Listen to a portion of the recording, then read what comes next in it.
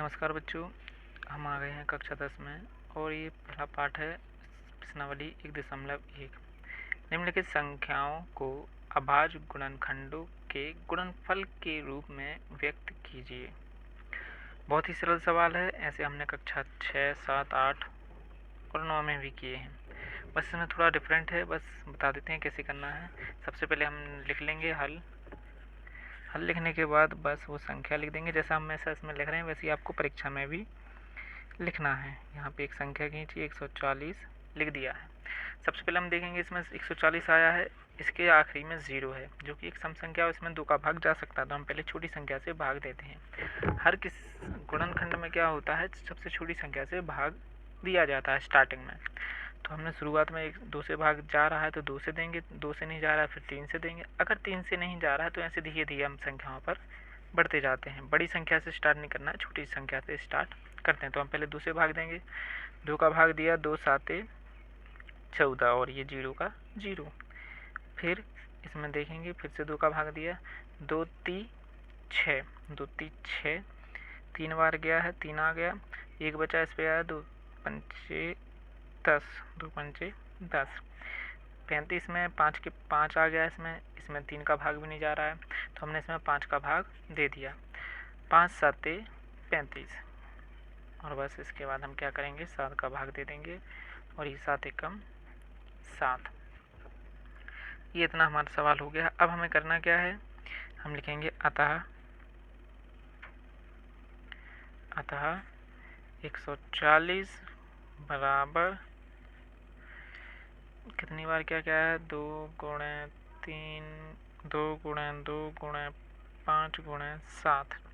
ये संख्या ही है या फिर या हम इसको लिखेंगे 140 बराबर, इसमें बस यही अंतर है कि हमें इसको ऐसे इसके रूप में लिखना है, ये गुणनफलों के रूप में है कक्षा 10 के हिसाब से। तो 2 लिखा पहले हमने, 2 कितनी बार आया है, 2 आया हमारा, 2 बार आया है तो यहाँ पे 2 की घात चढ़ा देंगे। फिर 5 कितनी बार आया है, 5 आया है 1 बार तो 1 घात चढ़ा देंगे। 7 कितनी बार आया है, 7 आया है 1 बार तो 1 इस पे भी घात चढ़ा देंगे। हमारा सवाल हो गया। अब हम दूसरे सवाल पे आते हैं। दूसरा सवाल कौन सा है हमारा, दूसरा सवाल है 156।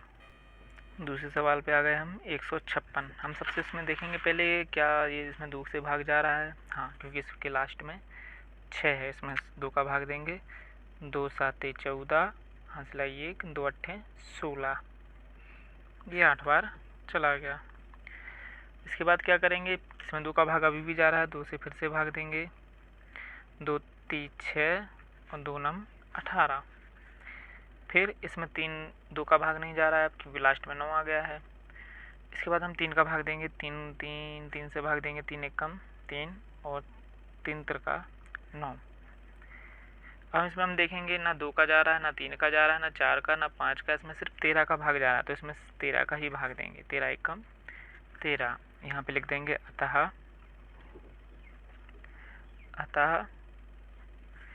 के बाद लिखेंगे 156 बराबर 2 गुणे 2 गुणे 3 गुणे 13, 3 गुणे 13, या 156 बराबर 2 की पावर 2 गुणे 3 गुणे 13। इसमें 2 बार आया है इसलिए 2 घात चढ़ाई, 3 कितनी बार आया है 1 बार तो 1 घात चढ़ा देंगे, और 13 कितनी बार आया है 1 बार तो उस पर भी 1 घात चढ़ा देंगे। ये हमारा दूसरा सवाल हो गया है। अब आते हैं हम तीसरे सवाल पे। इसका संख्या है 3825। करना कैसे, बहुत ही आसान तरीका, हमने यहाँ पे लिख लिया है पहले से संख्या। पहले इसमें देखेंगे आखिरी में इसके 5 है, 5 तो किसी में भी आता है, तो पहले हम देखेंगे या 5 से भाग दें या फिर उससे पहले कोई छोटी संख्या है, 3 का भाग दे दें, 3 एकम 3, 3 दूनी 6, मतलब 3 का इसमें भाग जा रहा है। इन सब का योग अगर 3 से भाग जा रहा है तो वो 3 से विभाज्य है।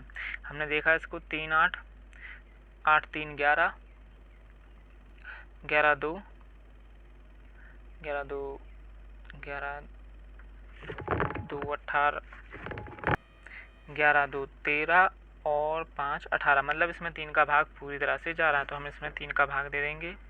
3 एकम 3, 3 छंग 3 एकम 3, 3 दूनी 6 हासिलाई 2 3 3 7 21 3 5 15। इसके बाद देखेंगे इसमें भी 5 है, क्या इसमें 2 का भाग 3 का भाग जा सकता है। सबसे पहले इन सबको जोड़ लेंगे।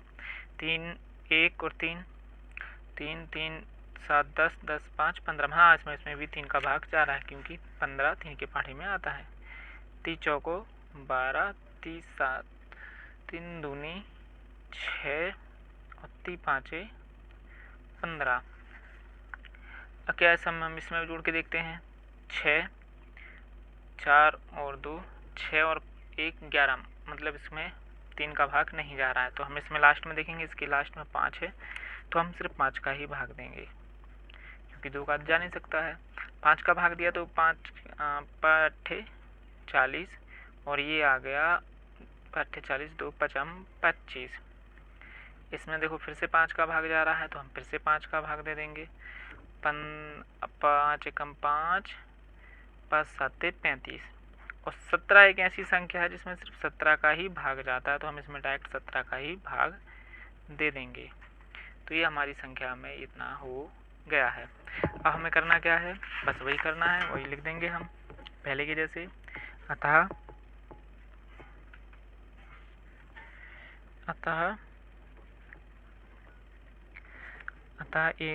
325 बराबर 3 गुणे 3 गुणे 5 गुणे 5 गुणे 17 या करके लिखेंगे हम इसको एक रूप से लिख सकते हैं 3 8 2 5।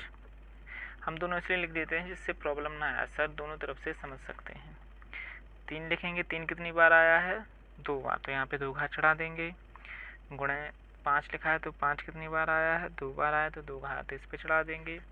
फिर आया है 17, 17 कितनी बार आया है 17 आया हमारा एक बार, तो उस पर एक घात हम चढ़ा देंगे। ये हमारा सवाल पूरा खत्म हो गया। अब आते हैं हम अगले सवाल पे। अगला सवाल क्या कह रहा है, अगला सवाल है हमारा 5005। ये आ गया हमारा 5वां सवाल। थोड़ा मोबाइल में पकड़ने में दिक्कत है इसलिए वो हिल रहा है। अब इसमें देखते हैं क्या इसमें 5 है, किसी और संख्या इन दोनों को जोड़ते हैं 5 0 5 5 5, मतलब इन दोनों का योग 10 आ रहा है जो कि 2 से विभाज्य मतलब 3 से विभाज्य नहीं है। ना इसमें 2 का भाग जा रहा है ना 3 का जा रहा है, तो हम डायरेक्ट इसमें 5 का भाग दे देंगे। 5 का भाग दिया, 5 एकम 5 और 0 का 0 0 का 0 5 एकम 5। अब हम देखते हैं इसमें किसका भाग जा सकता है। हम जोड़ हिसाब लगाते हैं 7 7 7। इसमें अब 5 का भाग तो जा नहीं रहा है, इसमें जा रहा है अब 7 का भाग, तो हम 7 का भाग दे देंगे। 7 का भाग दिया, 7 एकम 7 7 एकम 7 बचा 3 7 7 चौको 28 बचा 2 7 3 21 43 143। ये आ गया हमारा 143। अब हमें कुछ अब इसमें देंगे हम 143 में किसका भाग जा रहा है। कुछ संख्याएं सवाल एक जैसे ही होते हैं, अगर ना बने तो इसको संख्या के हिसाब से रट लें, परीक्षा में सेम टू सेम ही आता है। अब अगला इसमें देखो इसमें किसका भाग जा रहा है 11। इन दोनों संख्याओं को जोड़ा, इन दोनों का गैप देके देखेंगे, इन दोनों का योग मतलब कि 4 बराबर 0, मतलब इसमें 11 का भाग जा रहा है। 11 एकम 11 11 3 33। फिर इसमें देखते हैं किसका भाग जा रहा है 13 में। हम जानते हैं सिर्फ 13 का ही भाग जाता है, 13 का भाग जाएगा तो 13 एकम 13।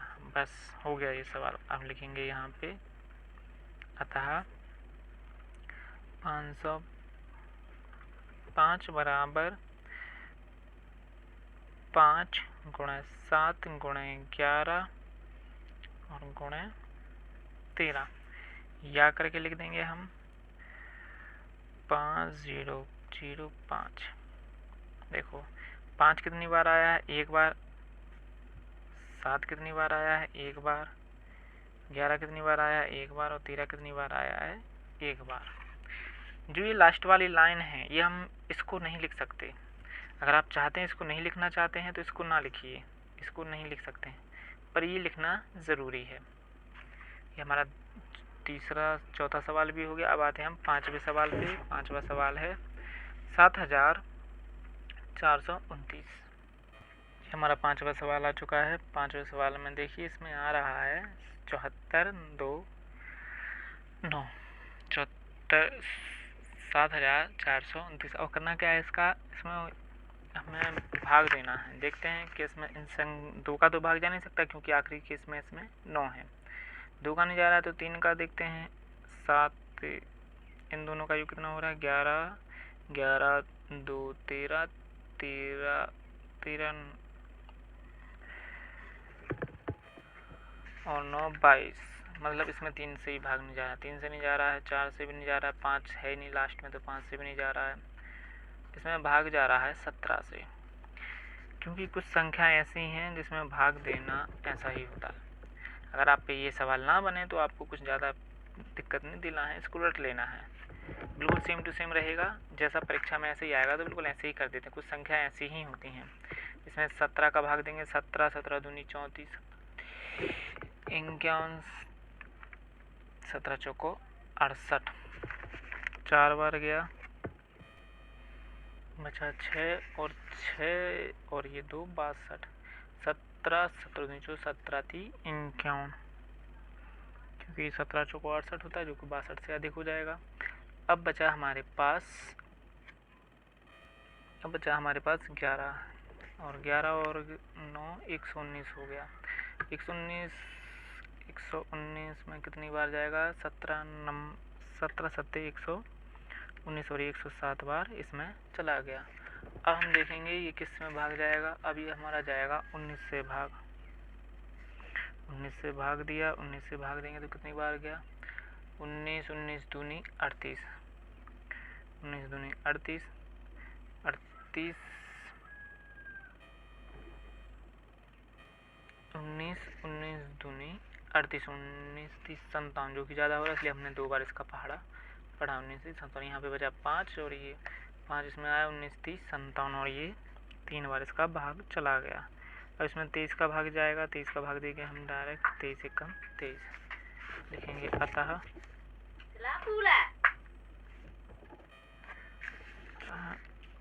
7429 बराबर कितनी बार गया 17, 19 गुणा 23 या 7429 बराबर 17 गुणा 19 गुणा 23। 17 कितनी बार आया 1 बार, 19 कितनी बार आया है 1 बार और 23 कितनी बार आया है 1 बार। और ये हमारा सवाल हो गया। पहला प्रश्न खत्म हो गया। अब हम आएंगे दूसरी प्रश्न पे, तो वो हम बनाएंगे दूसरी वीडियो में। धन्यवाद।